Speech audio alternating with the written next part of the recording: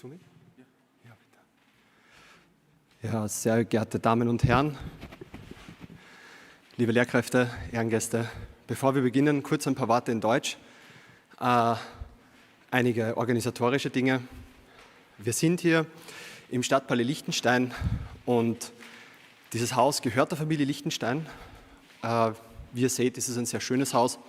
Das heißt, wenn wir uns hier bewegen, wäre es super, wenn wir einfach dieses Gebäude mit dem entsprechenden Respekt behandeln. Das heißt, nicht Dinge irgendwo abstellen oder sich auf Wandvorsprünge oder so setzen. Das wäre sehr lieb. Das zweite ist WCs. Einfach nach draußen, einen Stock runter in den ersten Stock, nach rechts, da kann man diese Örtlichkeiten finden. Abschließend bitte ich Sie, dass Sie Ihre Mobiltelefone ausschalten, beziehungsweise auf lautlos, damit wir alle das Programm genießen können. Ja, kurz für die Schülerinnen und Schüler. Heute geht es um Japan. Faszinierende Kultur. Wir kennen alle wahrscheinlich das Land aus verschiedenen Richtungen, sei es durch Produkte oder Videoserien. Aber heute werden wir das viel tiefer kennenlernen. So, next I will officially begin the program. Ladies and gentlemen, honored guests, dear teachers, students, welcome to the Day of Japan here at Stadtpalais Liechtenstein. On behalf of our founder, Sri Madhusudan, I welcome you all. My name is Thomas, and I serve as the president of the local chapter of One World, One Family. One World, One Family, for us, is not just a word. It is a kind of way of looking at life itself. It basically means that beyond all our different languages, backgrounds, cultures, and viewpoints, we ultimately are part of the same human family. For me personally, that has been a journey, but now it's my personal attitude. And that ethos, it has grown over time. I know the world of achievement. I know the joy of, whether it be in sports as part of the Olympic team or in business, I do know the joy of achieving, aiming high, and that is okay, it's great. But what really fascinates me, personally, about that one world, one family idea is that it comes with a kind of joy that is when we do something meaningful for others. And that is a kind of joy that doesn't wait at the end of something, but that is just here when we do it. And that really is what excites me so much about this festival. Here, culture is not just a bullet point on a timetable. It is a way of experiencing another culture and other people. And that means we learn about the world. And we can go out of what we already know and ultimately also learn about ourselves. In that spirit, I welcome you all and hand over to my colleague and dear friend Katerina. Thank you.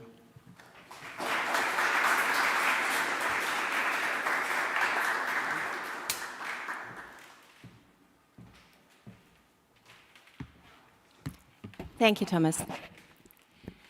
Herzlich willkommen zum One World, One Family Festival Wien. Wir freuen uns, dass ihr hier seid. Wir freuen uns, dass wir einen gemeinsamen Morgen miteinander verbringen können, wo wir über Japan lernen, wo wir etwas über die Kultur, die Musik, die wunderschöne Kleidung, das leckere Essen und die Art und Weise, wie die Menschen denken, fühlen und leben lernen können. Dear friends, dear students, once again, welcome to the One World, One Family Festival Vienna. This morning, we're going to rise for the national anthem of Japan. Please all get up.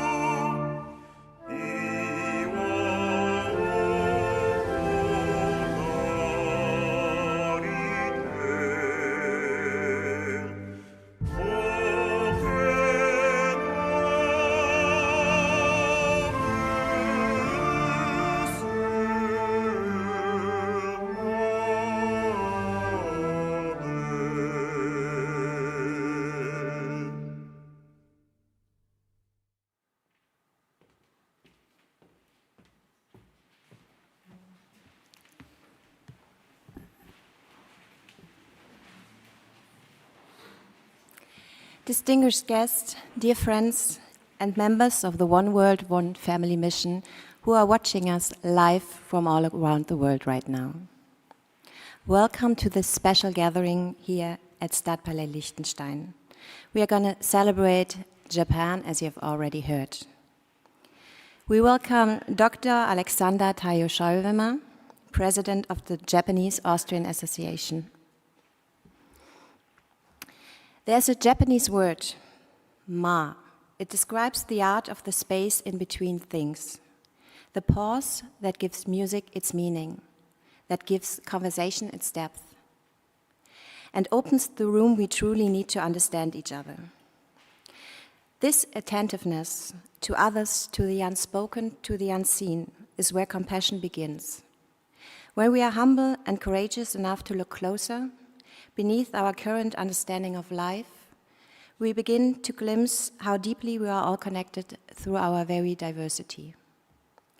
And this is precisely the spirit of today's gathering, the spirit of the One World, One Family Festival, Vienna. The festival celebrates a space where the humble act of learning can take place. It brings together 8 nations, each carrying its own wisdom, its own artistry, and its own way of living and feeling, all united in the willingness to pause, to listen, to learn, and to recognize the world through each other's eyes. The One World, One Family Festival was conceived by the founder of the One World, One Family mission, Mr. Sri Madhusudan Sai. We invite you now to watch a short video about the values and work of this organization, which is active in 100 countries worldwide. One that brings hope to millions in need every single day. Let us not forget that not everyone shares the privileges we enjoy today. Across the world, there are so many who need our help, and we truly have the strength to make a change in a simple way in our everyday life. Mr. Sai says, each one of us must engage in one single act of kindness every day. So can we please have the video? One world, one family is the ethos at the heart of our mission. This ideal comes from an ancient Indian principle which considers the whole world as one global family. And as a family, we believe all our family members deserve care and support. Across the globe, we serve millions through 3 main pillars: nutrition, education, and healthcare, all completely free of charge. The Annapurna Morning Nutrition Program began in 2012, providing breakfast for just 50 children, and has since grown to become India's largest morning nutrition program. Today, millions of school children across India and beyond receive the Sai Shore multi-nutrient supplement, helping them begin each day nourished and ready to learn. At our mission, we believe education is every human being's birthright. With a global presence and multiple campuses throughout India, we provide free education from grade 6 to doctorate studies, ensuring every student receives a well-rounded, values-based education that combines high-quality academics with moral and spiritual values. The Sri Satya Sai University for Human Excellence opens doors previously unimaginable to children from underserved communities. By offering quality higher education to those traditionally overlooked, and with a strong emphasis on empowering women, we're breaking the cycle of educational disparity and promoting gender equality in education. Meanwhile, our Skill Development Center equips rural youth with job-ready skills, and our scholarship program supports education for thousands of rural children.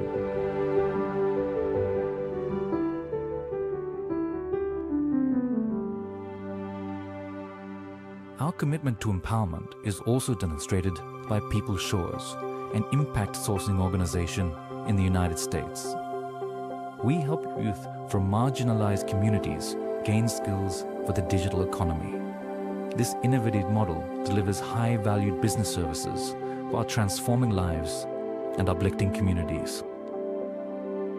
Our vision for accessible medical education became a reality in 2023 when Prime Minister Shri Narendra Modi inaugurated the Shri Madhusudan Sai Institute of Medical Sciences and Research, India's first free, private, rural medical college.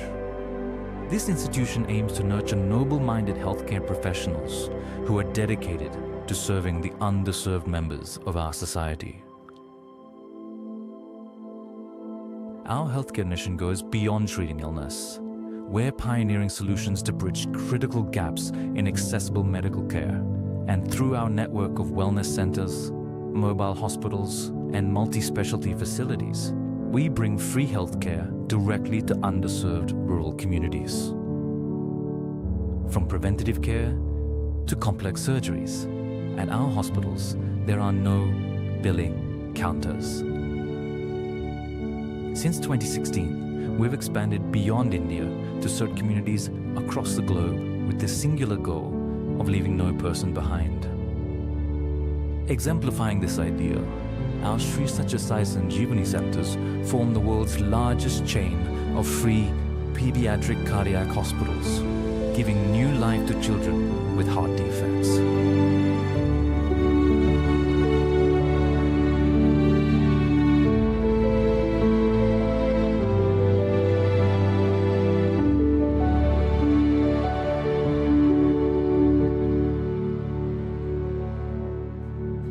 Continually growing needs worldwide, we're expanding our healthcare facilities with the world's largest free hospital, a 600-bed facility that demonstrates our dedication to accessible healthcare for all. Our vision is clear. A society where life's value is measured not in wealth, but in compassionate service to those in need. And this vision only becomes a reality with the contribution and generous support of our global family.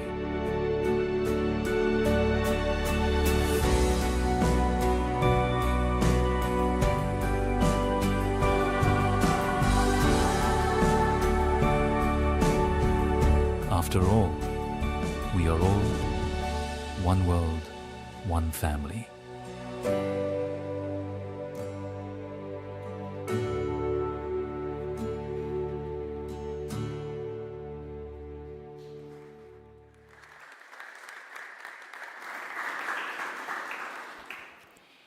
It is now my privilege to invite Ms. Mihoko Kashi Varakura. Mihoko works at the Gates Foundation, where she fosters partnerships amongst governments, businesses, and civil society organizations to address poverty, infectious diseases, and health inequalities in developing countries. Beyond her professional role, Mihoko serves as board member of the One World, One Family Mission Japan, where she actively founded and supports a range of community initiatives. Please, Mihoko.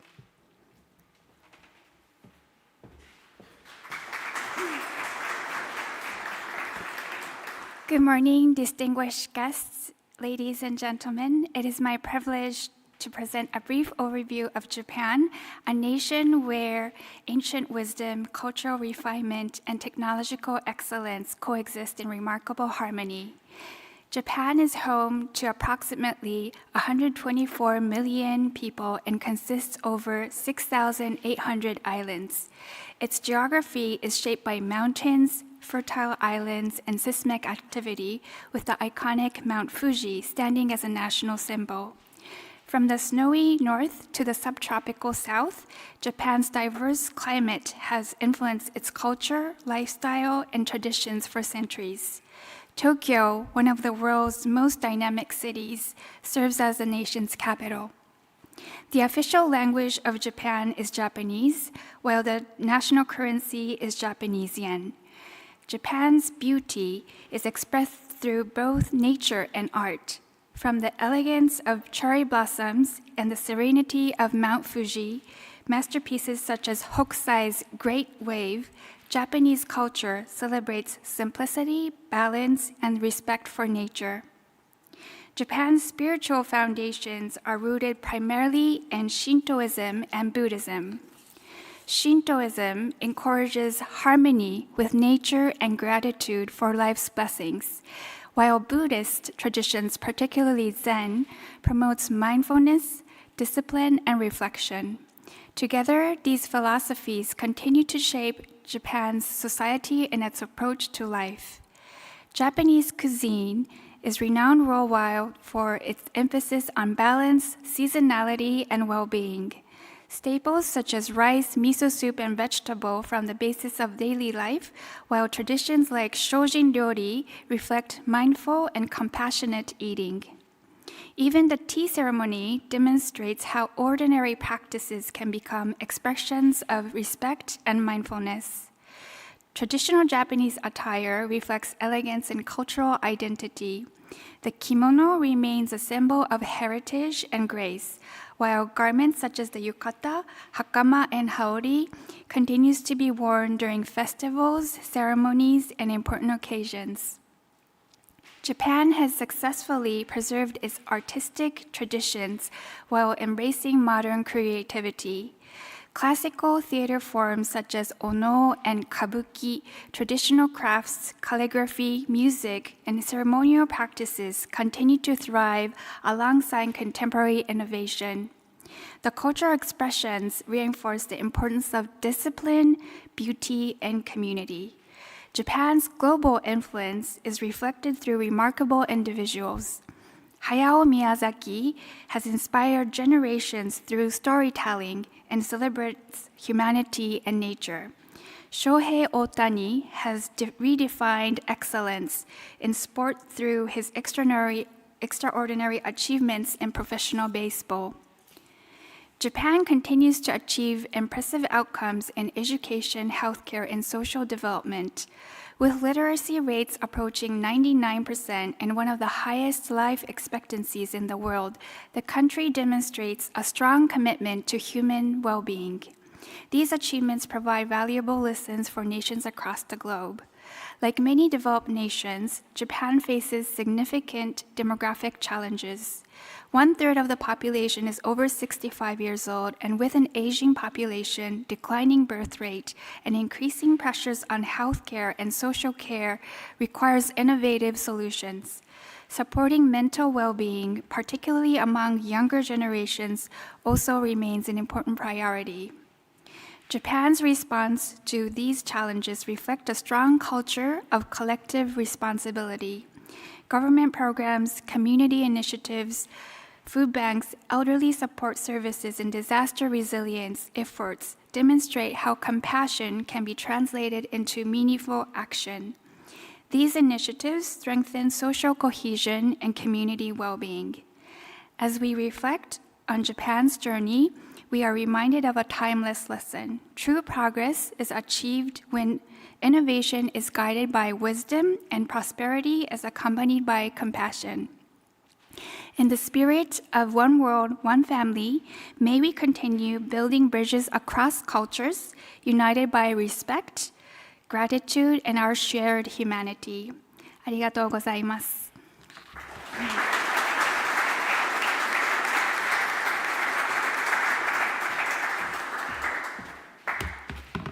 Well, thank you, Mihoko. Thank you for letting us learn about your beautiful country.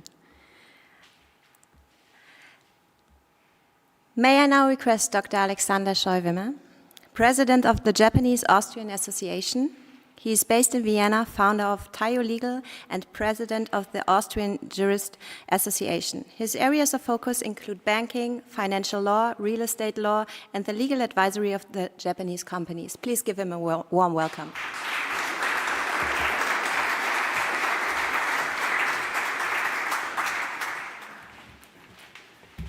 Thank you very much, distinguished guests.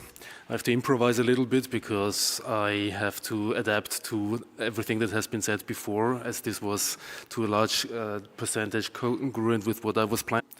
And I was raised believing that the fact that I am half Japanese is a disadvantage.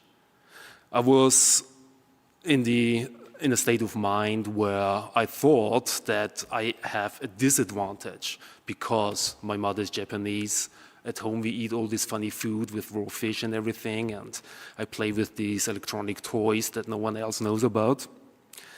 And it took me years to realize that this is just in my head. It doesn't have to be that way.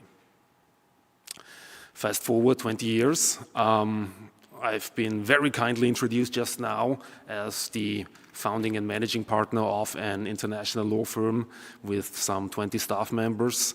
I have a Michelin-starred restaurant in the first district of Vienna.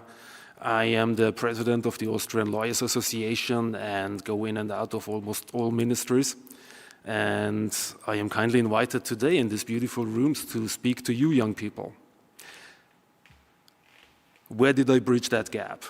As a young child in your age, okay, you don't like to be called children, it's a young adult in your age, thinking that I am at this gigantic disadvantage and now standing here with all these credentials that I just summarized. I changed my perspective. I realized that the fact that I do speak Japanese, I know about Japanese customs, that I have a second cultural background, is actually that I can use for my professional career. And that's exactly what I did. I entered the legal market of Austria, a highly saturated market. There is over 7,000 attorneys in this tiny country of Austria. How much is it? 9 million people? And I took this very disadvantage, or I took the fact that I held for a disadvantage, namely the knowledge of Japan, and turned it around into an advantage. I started building a customer base on the Japanese Society of Austria, advised them, thereby getting a competitive advantage over the 7,000 other attorneys in Austria. I started a restaurant capitalizing on the fanciness of Japanese food that emerged around 10 years ago. When Kimetsu no Yaiba featured in the cinemas, obviously that was a good time for me. And here I am today. And I guess that's already the message that I would like to deliver to you young people today, that there may be times, especially in the next few years of your lives, where you believe that certain features of yours in your character and your background are or maybe a disadvantage. But if you change your perspective, and perhaps today will help you change that perspective, it might actually be exactly the other way around. You might actually be able to use that to your very advantage and strive much, much more than those in your community who do not have this distinguishing factor. And this doesn't have to be a cultural background. It works with every other uniqueness that you may or may not have. And I guess that's my opening words. I am available for any questions that you may have later. Embrace what you have and make the best out of it. You're exactly in that age where you can. Good luck. Thank you very much.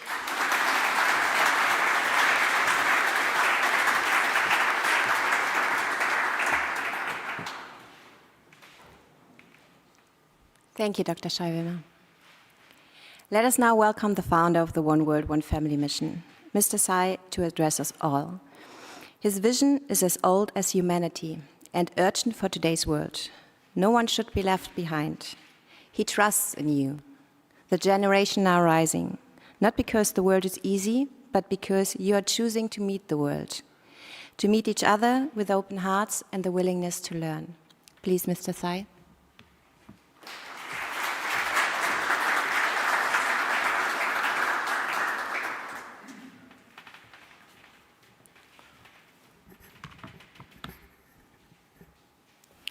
Good morning and a warm welcome to this wonderful occasion of celebrating and paying our tributes to a wonderful Eastern culture of Japan. We heard a little bit about Japanese sense of humor and entrepreneurship both together in Dr. Alexander. Make the best of whatever you have and turn it around to your advantage is the message that he gave, especially to the youngsters who are there in this room, because it's not always that we get what we want. We have to do what we need to do with whatever we have, and that's a wonderful idea. I think Japan lives that idea because we know how broken Japan was a few years ago. But it rose from the ashes. It became one of the strongest economies in the world, the most advanced, all the innovations from automobiles to electronics, name it, it comes from Japan. And while I come from India, we use a lot of Japanese things, from television sets to audio visuals to, of course, PlayStations to cars. You have plenty of them in India. And of course, we eat sushi. So that makes us very close, even otherwise culturally. I'm very happy that we are able to do this in Vienna, which is a potpourri of so many cultures. I'm told around 189 nationalities live in this little country of Austria. That's amazing, because it is about accepting all and rejecting none. And that's a wonderful thought, and that's the idea of One World, One Family mission, which originates from an ancient Indian idea called Vasudhaiva Kutumbakam in a very, very old language called Sanskrit, which means the whole world is one family. Just think about it. Just now we heard from Dr. Alexander that your cultural diversity, your background is not a disadvantage anymore in the world that we live in today, because it's a global village and all countries are much closer thanks to all the communication and transportation and everything else that is helping us to know each other better and faster. So today your cultural diversity is your advantage, and you must use it to your advantage also. So this idea of One World, One Family is to bring people together. While there are so many reasons we can be divided, we eat differently, we speak differently, we dress differently, we think differently, we believe in philosophies differently. There are many reasons why we should be divided and separated. But one reason that we can all be together still is because we can treat each other as one family, as a family of humanity, and this planet as our home. And that is the idea, which is a very ancient Indian idea. That is the core of this mission. And as we started 15 years ago, it was just me, and now today we have it in 100 countries with hundreds of thousands of volunteers and participants and millions of beneficiaries. And we never differentiated between one and the other based on any of these divisive ideas of caste, creed, gender, race, ethnicity, or nationality. All are our own. I've been to Japan a couple of times, and I do love sushi. That's my favorite Japanese food. There are plenty of other things too, including their ice creams. They're wonderful. Their Japanese food, the cream there is amazing. I think it's like what is Switzerland to Europe, that is what Japan is to the East. The kind of things that they eat is so good and tasty. It's the land of rising sun. People are very kind and courteous. Japanese hospitality is wonderful. So if those who have never been to Japan, I insist that please ask Mr. Alexander what is the best way to go to Japan and be there for some time. It is a wonderful country. And we do a little work in Japan too with our mission. You met Mihiko just a while ago. She works with the foundation and she works for the relief. You know, every country has... I'm not saying there are shadows to everything, right? So there are people who are elderly, they need care too. And that's one thing that Japan is struggling with, like many European countries also, where the population is aging and then they don't have enough support systems. So we do something about that to support them. And the good part is a lot of youngsters come to support the elderly. And that's a way of paying their gratitude back, isn't it? Because these are the elderly who have built the country on their backs. And we must pay our debt of gratitude as the recipients of whatever we receive from our country. And that is one thing that I encourage in Japan and most of the European society as well, that youngsters should go out to do good help to the elderly who may not have anybody else. So that is something that we do in Japan too. We provide food and other facilities as well. So idea was that to celebrate this in Vienna was to understand each other better as a world, to understand each other's culture better, and to become a little closer in our hearts. Physically we can't be, but at least in our hearts we feel for each other, and we are more sensitive about each other's needs. I know we have had a very checkered past. A lot of wars have happened in the last century and so much of damage, and still a lot of it is going on. Unfortunately, we haven't learned much from our past. But then I believe in the younger generation. I believe that you can change the things. You have seen it all, you have experienced it, and you are asking the right questions. Why all this? Why are we not living more harmoniously? Why are we not sharing and caring with each other? Why are we not being nice to each other? These are the questions the Gen Z asks wherever I go. And I think you are asking the right questions and you will find the right answers too. But more importantly, you have this opportunity to make a difference. And that's what I truly believe, that we are born in this world with a purpose. with a goal, with a very clear destination or destiny, and we are here to fulfill that destiny. And one part of fulfilling your destiny is make a positive difference to this world. The world that you have inherited is not the world that you should leave behind for the next generation. You should make it better. And each one of us can do it in our own little way, through music, through art, through science, through innovation, through culture, through anything and everything that we are good at. So find your purpose, discover your destiny, and work towards fulfilling it. That is my message to the younger generation. Dr. Alexander found his, and he used it to his advantage and also served the people of the community through his knowledge and skills. The same way it can be done for all. But please do include those who are marginalized, underserved, and not as privileged that most of us are. Please think of them also, and please include them in your scheme of things. That's all I expect from a generation like yours. And I look forward to this presentation. Japanese music is very beautiful, and there's a lot of commonality between the Oriental music of Japan and Indian music that I know of, the classical Indian music.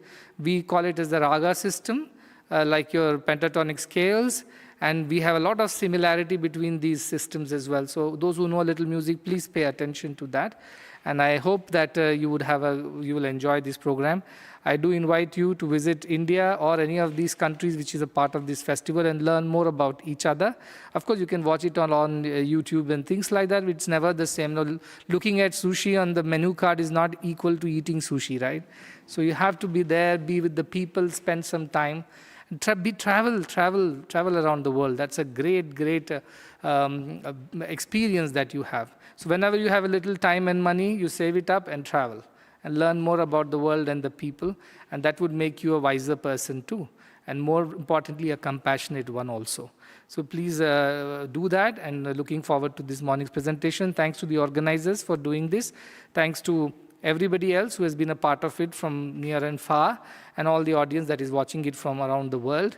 I wish them all the very best, and I really hope that in our lifetime we will be able to create this world which feels like a family. Wherever we go, there is no stranger, all are ours, and we feel it in our hearts. If we can create a world like that before we leave this world, I think we would have done well for ourselves. That is the message that we carry through One World, One Family Foundation.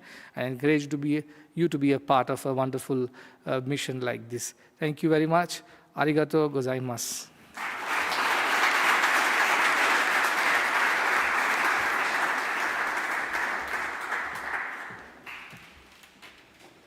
Thank you, Mr. Sai. What you share today does not stay on the stage. It will rest in the hearts of everyone here in the room. Let us now please re-invite to stage Ms. Mihoko introducing this morning's music program. Please, Mihoko.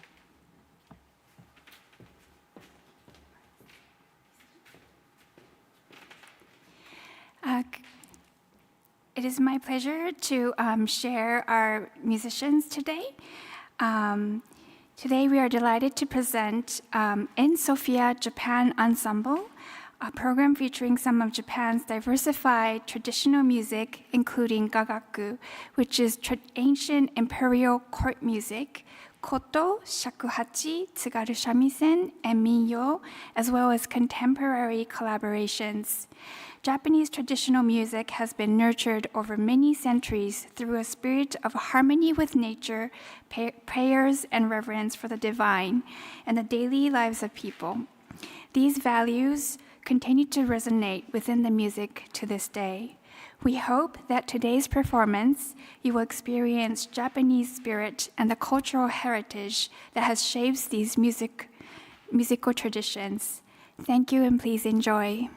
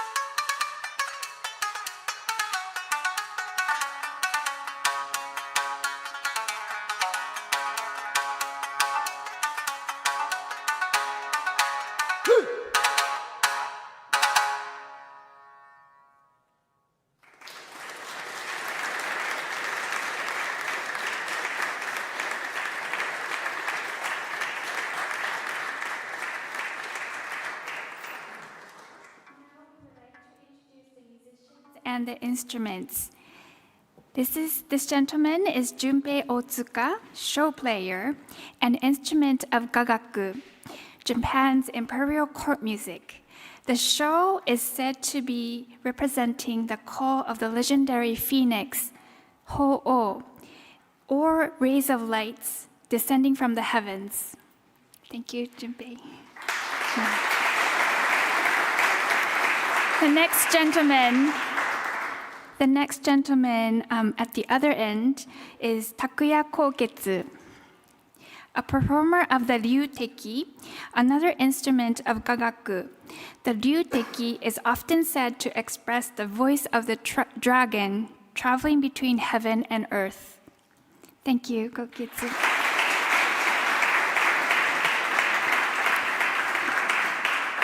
Next to Takuya, the lady, is Kodo Ishibashi. She is our shakuhachi player. The shakuhachi was once used an instrument for Zen Buddhist practice and meditation, but today is performed in a wide variety of musical settings. Thank you, Kodo.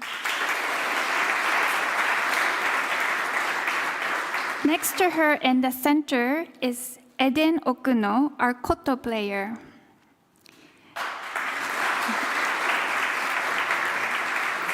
The koto developed during Japan's Edo period and remains one of the Japanese country's most popular traditional instruments. Thank you, Eden. Finally, next to Eden, we have Koki Nakamura. He is our Tsugaru shamisen performer and minyo folk singer.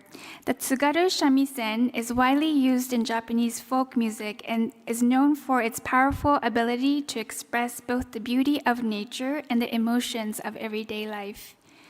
Thank you.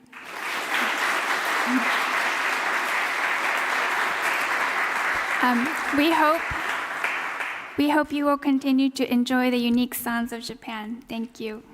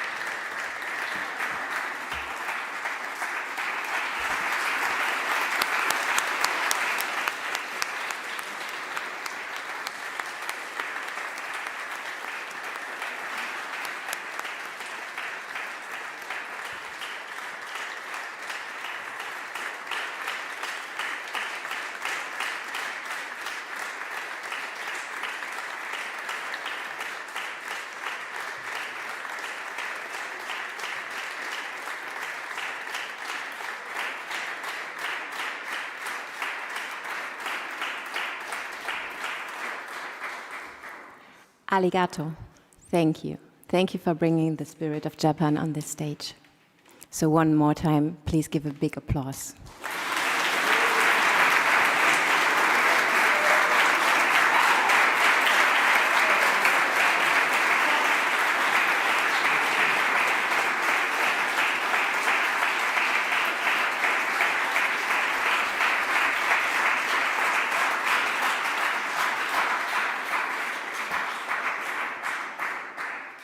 Dr. Scheibemer, Dr. Dimitris Lambrianos, music director of this festival, and Mr. Sai, may I request you for a group photo to the stage with the musicians?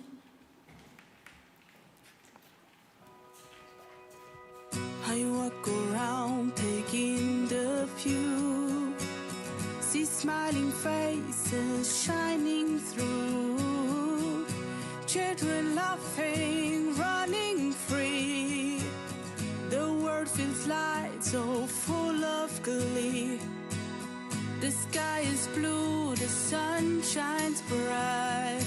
Everything feels so warm, so right. Love is all that we can see. Mr. Sai, may we request you for your closing remarks?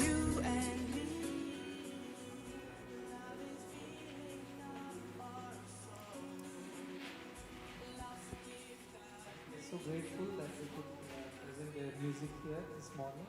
It was one of the finest performances so far that I've observed. Very deep, very intense, at the same time very, very heart-touching. I'm sure everybody agrees with that. And that brings the spirit of Japan, which is so deep in its culture. At the same time, it also is so vibrant with the kind of music and the instruments that we heard.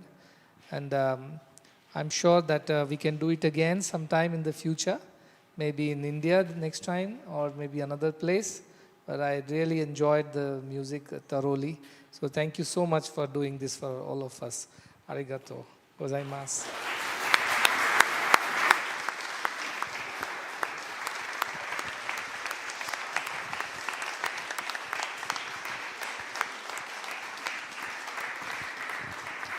As we close this morning's session, we thank all of you for coming and feel welcome to join us next time again.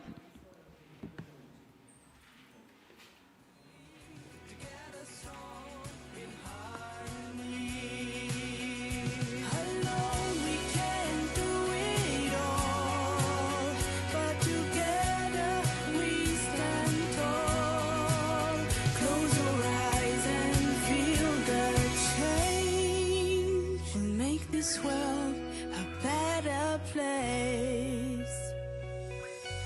Love is all that we can see. Love is there for you and me. Love is filling up our soul. Love's the gift that